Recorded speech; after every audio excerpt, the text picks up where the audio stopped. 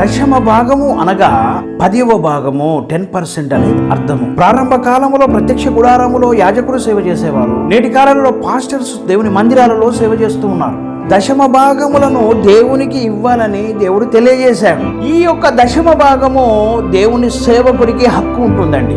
తన కుటుంబము దేవుని సేవ పైన ఆధారపడి ఉంటారు కాబట్టి దశమ భాగము 10% లో తనకు కావలసినంత ఉపయోగించుకొని మిగిలినది దేవుని సేవకే వారు ఖర్చు పెడతారండి. దశమ భాగము గురించి యేసుక్రీస్తు ప్రభుల వారు కూడా 10% దశమ భాగము ఇవ్వాలని యేసు ప్రభుల వారు తెలియజేస్తూ న్యాయమును, కనికరమును, విశ్వాసమును కూడా మీరు అనుసరించు వారై ఉండాలని తెలియజేశాడు. దశమ భాగము 10% ఇస్తే ఏమి వస్తుంది అని చూసినట్టయితే పట్టజాలనంత విస్తారమైన దీవెనలు, ఆశీర్వాదములు కుమ్మరిస్తానని తెలియజేస్తూ ఉన్నాడు.